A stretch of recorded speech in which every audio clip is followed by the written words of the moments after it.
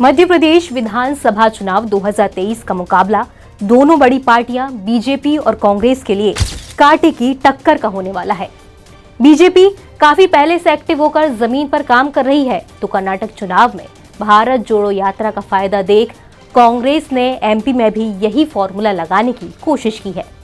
MP के पूर्व CM Kamal Nath 15 जून से बुंदेलखंड क्षेत्र में एक यात्रा शुरू करने जा रहे हैं, जो प्रदेश के 10 जिलों से होकर गुजरेगी। इन 10 जिलों में एमपी की करीब 40 विधानसभा की सीटें शामिल हैं। 12 दिनों की ये यात्रा भोपाल से शुरू होकर बुंदेलखंड का एरिया कवर करते हुए दतिया में खत्म होगी। इन 12 दिनों में 50 जनसभाएं की जाएंगी।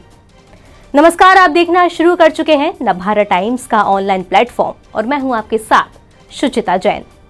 जहां माना जाता रहा है कि राहुल गांधी की भारत जोड़ो यात्रा का फायदा कांग्रेस को कर्नाटक में 135 सीटों को फतह करने में मिला।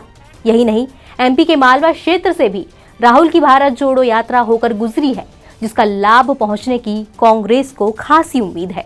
इस लिहाज से यात्रा को फॉर्मूला बनाकर कांग्रेस पार्टी बुंदेलखंड क्षेत्र की सीटों को साधने की कोशिश में है। तो सवाल उठता है कि इस क्षेत्र के लिए क्यों कमलनाथ यात्रा निकाल रहे हैं? तो उसका जवाब सीटों के आंकड़े बताते हैं। मध्य प्रदेश विधानसभा चुनाव 2023 के लिए बीजेपी खास तौर पर बुंदेलखंड पर फोकस कर रही है, तो ऐसे में कांग्रेस कैसे पीछे रह जाती? उसने भी कमर कस ली है और इसी लिहाज से कमलनाथ यहां 15 जून से कमलनाथ संदेश यात्रा निकालने वाले हैं। ये यात्रा भोपाल से शुरू होकर रायसेन, विदिशा, अशोकनगर, गुना, शिवपुरी, छतरपुर, टीकमगढ़, निवाड़ी से होते हुए दतिया में खत्म होगी। तो आइए एक बार इन जिलों की विधानसभा सीटों के हाल जान लेते हैं। भोपाल में 7 विधानसभा सीटें हैं, जिसमें से 4 पर बीजेपी काबिज है तो 3 कांग्रेस के पास है। रायसेन की बात करें तो रायसेन में 4 सीटें हैं, जिसमें से 3 बीजेपी के पास है तो 1 कांग्रेस के पास। विदिशा की 5 सीटों में से 4 बीजेपी के पास है, जिसमें से 1 कांग्रेस के पास है। अशोकनगर की 3 सीटों में से 2 पर बीजेपी काबिज है तो 1 कांग्रेस के पाले में है। गुना की 4 में से 2 सीटें बीजेपी के पास हैं तो बची हुई 2 सीटें कांग्रेस के पास है। शिवपुरी की 5 सीटों में से 3 पर बीजेपी काबिज है तो बाकी 2 सीटों पर कांग्रेस है। छतरपुर की 6 में से 3 सीटें बीजेपी के पास हैं तो 3 कांग्रेस के खाते में है।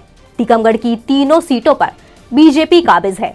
निवाड़ी की दोनों सीटों पर बीजेपी का कब्जा है, तो वहीं दतिया की 3 में से 2 सीटें बीजेपी के पास है और 1 पर कांग्रेस का कब्जा है। बुंदेलखंड की 42 सीटों में से 28 बीजेपी के पास तो 14 पर कांग्रेस काबिज है।